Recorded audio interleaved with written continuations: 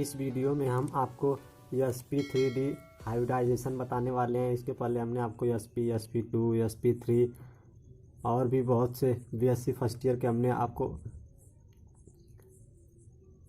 Question बताया है जो एग्ज़ाम में हर साल आते हैं, और एग्जाम्पल के साथ हमने आपको स्ट्रक्चर भी बनाना सिखाया कि कैसे स्ट्रक्चर बनाया जाता है।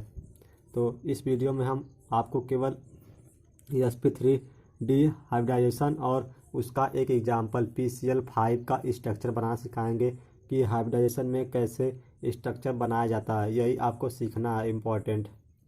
तो चलिए देखिए sp3d हाइब्रिडाइजेशन क्या होता है। sp3d हाइब्रिडाइजेशन, यस का मतलब एक यस आर्बिटल होगा, 3p3 का मतलब 3p आर्बिटल होंगे, और d का मतलब एक d आर्बिटल होगा। वही हमने डिफिनेशन में लिखा है इसके, when 1 s orbital and 3p orbital and 1 d orbital of different energy. ये तीनों आर्बिटल की एनर्जी आप डिफरेंट होती है। आप जानते हैं कि यस की एनर्जी सबसे कम, p की सबसे ज़्यादा, d की सबसे ज़्यादा। Different energy combine to form 5 sp3d hybrid orbital. जब यह तीनों कंबाइंड होते हैं तो 5 हाइब्रिड आर्बिटल बनाते हैं आप सेम एनर्जी, वो भी सेम एनर्जी के। The phenomena is known as sp3d hybridization, और यह प्रक्रिया sp3d हाइब्रिडाइजेशन कहलाती है। देखिए कैसे स्ट्रक्चर ड्रा कर आप कैसे 5 sp3d हाइब्रिड आर्बिटल बनाएंगे। तो हमने आपको बताया कि एक यस आर्बिटल कंबाइंड होगा, एक यस आर्बिटल आप जानते हैं कि यस आर्बिटल स्फेरिकल होता है। स्फेरिकल मतलब गोलाकार। आप लिखेंगे यहाँ 1 यस आर्बिटल, 1 यस आर्बिटल, और 3p आर्बिटल। तो आप यह एक p आर्बिटल हो गया। आप चाहें तो यहाँ पर दूसरा p आर्बिटल, यहाँ पर तीसरा। अगर हम यहाँ पर 3 लिख दे तो कोई दिक्कत, 3p आर्बिटल। और यहाँ पर एक d आर्बिटल है, तो यहाँ पर एक आप d बनाइए। d आर्बिटल जानते हैं आपकी डबल डम्बल होता है। और जब इनके अंदर हाइब्रिडाइजेशन होता है तब हमको 5 sp3d हाइब्रिड आर्बिटल मिलते हैं। तो देखिए पहले आप कैसे बनाएंगे। आप पहले ट्राइगोनल बनाइए। यह बन गया आपका ट्राइगोनल। बस आप एक इसके ऊपर और एक इसके नीचे देखिए, जो 1 2 3 4 5 कितने, 1 3 4 5 5 sp3d हाइब्रिड आर्बिटल बन गए। और पांचों में आप लिखिए sp3d,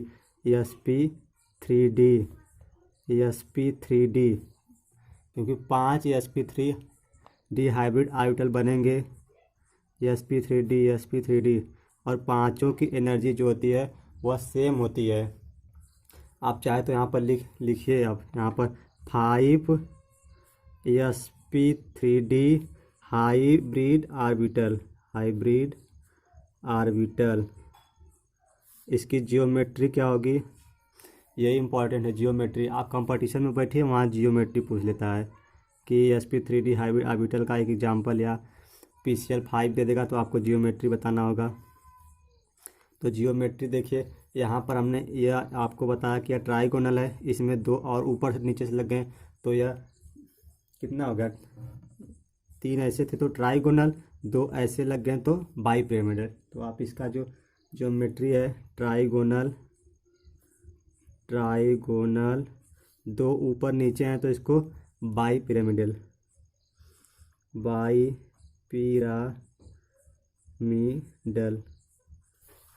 पिरामिडल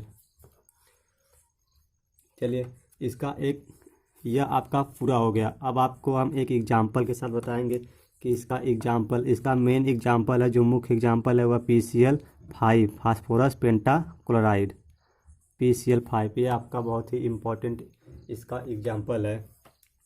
तो आप इसको कैसे बनाएंगे, तो देखिए आपको सबसे पहले एटॉमिक नंबर याद होना चाहिए।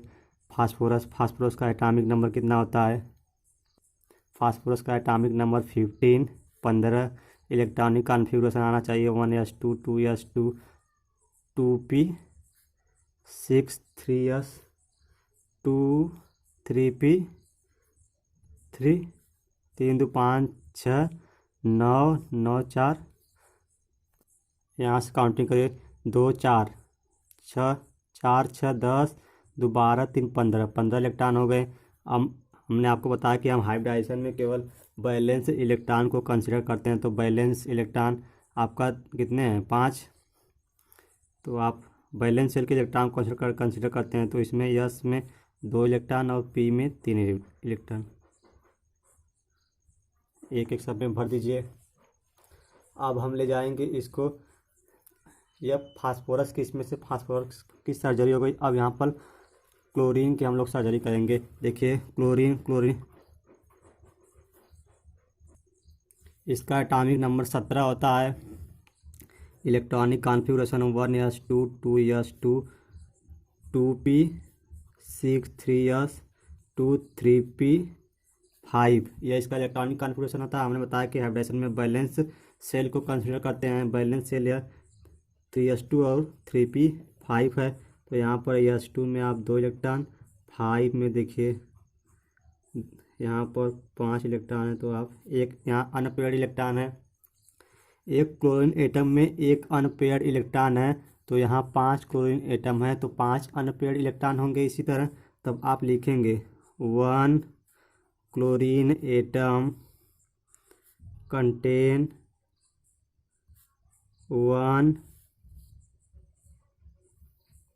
अनपेयर्ड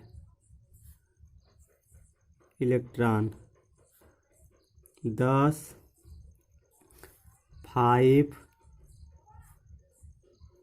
Cl मतलब chlorine atom contain 5 unpaired electron,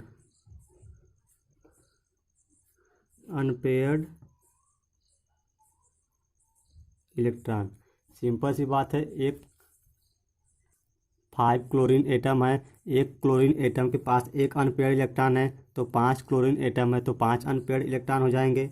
simple सी बात है। तो आप देखें यहाँ क्लोरीन में p ऑर्बिटल आपका यह में एक अनपेयर्ड इलेक्ट्रॉन है, तो आप p ऑर्बिटल का स्ट्रक्चर जानते हैं कैसे बनता है। यह आपका एक x एक्सिस, यह आपका y एक्सिस और यह z एक्सिस। ये चाहे आप इसको x y z या इसको z x y या इसको y z x, आप किसी को कुछ भी मान सकते हैं। तो p ऑर्बिटल आप देखिए ऐसे बनाते हैं, डम्बल शेप का होता है, डम्बल शेप का। तो आप इसको एक्सिस पर इस तरह से लिखते हैं, इस तरह से लिखते हैं। आप देखिए यहाँ पर इसमें एक px होता है, यहाँ पर इसमें एक px py pz, तो आप किसी को कुछ भी मान सकते हैं। तो हम इसको, जिसमें एक अनपेयर्ड इलेक्ट्रॉन है, इसको px मान ले, इसको py मान ले, इसको pz, कोई दिक्कत। हमने इस अनपेयर्ड वाले को px माना। तो मान लीजिए यह आपका x एक्सिस है, या y और यह z। तो यह px में एक इलेक्ट्रॉन है, px में एक इलेक्ट्रॉन, हमने एक इलेक्ट्रॉन यहाँ पर फिल कर दिया। py इसको हमने माना था, इसमें 2 इलेक्ट्रॉन फिल कर दीजिए इसमें। यह आपका क्लोरीन का स्ट्रक्चर हो गया।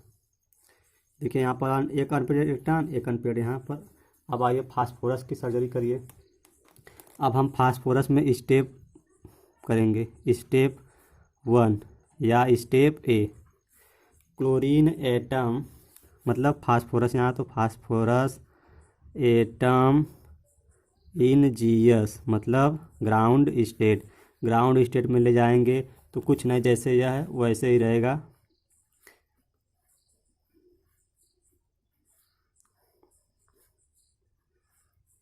ये आपका यह 2s 3s वाला ऑर्बिटल है, तो यहाँ पर 3s यह 3p वाला ऑर्बिटल 3p में 3 इलेक्ट्रॉन। अब स्टेप बी में हम ले जाएंगे। स्टेप बी में फास्फोरस एटम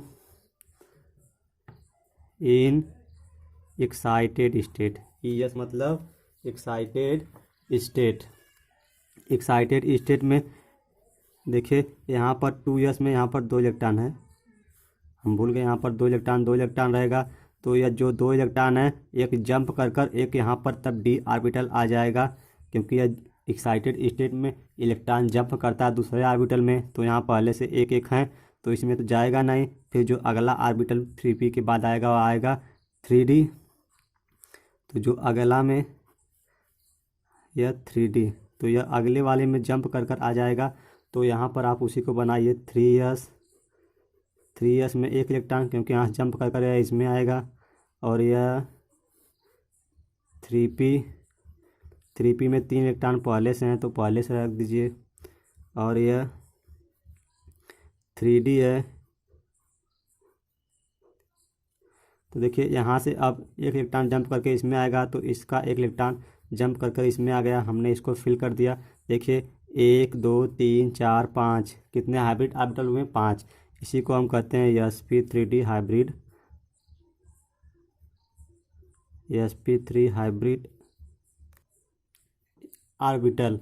देखिए एक s ऑर्बिटल यहाँ पर है और 3 p ऑर्बिटल और एक d ऑर्बिटल यहाँ पर यूज हो गया। तो एक s, 3p, 3p और एक d, इसी को sp3 हाइब्रिड ऑर्बिटल कहते हैं। और इन चारों की एनर्जी सेम होती है और चारों में एक एक इलेक्ट्रॉन है और चारों की एनर्जी सेम होती है। इसके बाद स्टेप सी में जो होगा, स्टेप सी में phosphorus atom in PCl5 molecule. Phosphorus atom in PCl5 molecule, मतलब फास्फोरस एटम जो है वह PCl5 मॉलिक्यूल कैसे बनाता है, मतलब 5 क्लोरीन एटम के साथ कैसे कंबाइंड होता है, वो हम आपको बताना चाहते हैं। तो 3s है, 3s लिखिए आप यहाँ पर 3s। और 3s में एक इलेक्ट्रॉन है, एक इलेक्ट्रॉन फिल करिए। 3p वाला लिखिए। 3p में कितने इलेक्ट्रॉन है? 3 है, तीनों को फिलअप करिए। और यहाँ पर 3d है, 3d 1 2 3 4, 3d में कितने इलेक्ट्रॉन है? 1। देखिए एक अनपेयर्ड इलेक्ट्रॉन इसमें है और यदि एक इलेक्ट्रॉन और आ जाए तो ये पेयर हो जाएंगे और बॉन्ड बना लेंगे। तो देखिए हमने आपको ऊपर बताया था कि एक क्लोरीन एटम के पास एक अनपेयर्ड इलेक्ट्रॉन है और यहाँ देखिए फास्फोरस के पास ये भी 5 अनपेयर्ड इलेक्ट्रॉन है। तो 5 क्लोरीन एटम है, 5 क्लोरीन एटम है। तो पाँचों आकर इसके साथ बॉन्डिंग बना लेंगे, एक एक इलेक्ट्रॉन देकर पेयर हो जाएंगे और इसके साथ बॉन्ड बना लेंगे। तो आप यहाँ पर दिखाइए कि यह Cl इलेक्ट्रॉन अपना इलेक्ट्रॉन डोनेट मतलब शेयर करेगा इन दोनों में और पेयर हो जाएंगे और सिग्मा बॉन्ड बनाएंगे। इसी तरह पांचों Cl आएंगे, अपना इलेक्ट्रॉन शेयर करेंगे और बॉन्ड बना लेंगे सिग्मा। अभी हम आपको इसका स्ट्रक्चर बनाना सिखाएंगे। पांचों आएंगे और इसके साथ इलेक्ट्रॉन शेयर करेंगे और सिग्मा बॉन्ड बना लेंगे। देखिए अब आपको यही समझना है कि स्ट्रक्चर कैसे बनता है। देखिए हमने आपको सबसे ऊपर बताया था कि एक s, 3 p ऑर्बिटल और एक d ऑर्बिटल कंबाइंड होता है तो ट्राइगोनल बाईपिरामिडल स्ट्रक्चर बनता है। तो देखिए आप फास्फोरस एटम है, यह फास्फोरस का एक s ऑर्बिटल, 3 p ऑर्बिटल और d ऑर्बिटल यूज हो रहा है। तो ट्राइगोनल बाईपिरामिडल स्ट्रक्चर बनेगा फास्फोरस का। ट्राइगोनल, आप थोड़ा सही बनाइएगा, ट्राइगोनल बाईपिरामिडल स्ट्रक्चर बनेगा आपका। बीच में यहाँ पर फास्फोरस एटम है, एक यस और 3 p ऑर्बिटल कंबाइंड हो तो हमको इस प्रकार का स्ट्रक्चर मिला। आप समझ रहे हैं कहाँ से आया? यह ऊपर हमने आपको बताया है। तो यहाँ पर देखिए इन सभी में एक एक अनपेयर्ड इलेक्ट्रॉन है, एक एक अनपेयर्ड इलेक्ट्रॉन दिखाइए। और देखिए यहाँ पर आपका क्लोरीन एटम में एक अनपेयर्ड इलेक्ट्रॉन है, कौन सा? यह px वाला। या आप x में देखिए एक इलेक्ट्रॉन है, इसमें दो दो इलेक्ट्रॉन है तो यह सब इसके साथ बॉन्ड नहीं बनाएंगे। इसमें एक ही इलेक्ट्रॉन अनपेयर्ड है तो यह x वाला आएगा, इसके साथ अपना इलेक्ट्रॉन शेयर करेगा और इसके साथ यह बॉन्ड बना लेगा। समझे आप? देखिए बॉन्ड बन गया। इसी तरह आप सब में एक इलेक्ट्रॉन, क्योंकि एक क्लोरीन एटम का है, इसी तरह 5 हैं तो पांचों में एक एक अनपेयर्ड इलेक्ट्रॉन, इसी तरह पांचों का स्ट्रक्चर होगा तो पांचों अपना अपना इलेक्ट्रॉन इसमें शेयर करेंगे और शेयर करके इनके बीच एक सिग्मा बॉन्ड बन जाता है। और इसका जो फाइनल स्ट्रक्चर होगा, फाइनल स्ट्रक्चर हम आपको यहाँ पर दिखाते हैं। आप एग्जाम में ऐसे ही लिखेंगे। देखिए आपका यहाँ पर सेंट्रल एटम, यहाँ पर आपका फास्फोरस है ऊपर एक क्लोरीन ने बांड बनाया तो Cl के साथ, यह सिग्मा बांड। एक इधर है तो एक इधर दिखाइए Cl एटम। एक यहाँ पर है नीचे साइड, तो आप नीचे साइड दिखाइए एक Cl एटम और यह सिग्मा बांड। एक यहाँ पर है तो एक यहाँ पर Cl एटम सिग्मा बांड। यह इसका फाइनली स्ट्रक्चर हो गया सिग्मा बांड। यह इसका स्ट्रक्चर है। कहीं कहीं देखिए तो आपको इसे डॉटेड लाइन से दिखाया गया है, कुछ नहीं आप भी दिखा दीजिए। देखिए पेंटागोनल स्ट्रक्चर आपको दिखने लगा होगा, आप इसका जियोमेट्री लिख लीजिए।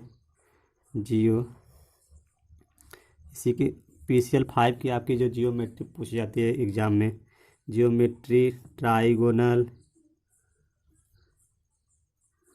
Trigonal bi pyramidal. और यह आपका फाइनली स्ट्रक्चर। सो फ्रेंड्स, यदि वीडियो आपको पसंद आए तो आप एक बार लाइक कर दीजिए और इसके बाद हम आपको F6 का स्ट्रक्चर बना सिखाएंगे। तो चलिए नेक्स्ट वीडियो में मिलते हैं, और चैनल पर हमारे नए तो सब्सक्राइब कर लीजिए।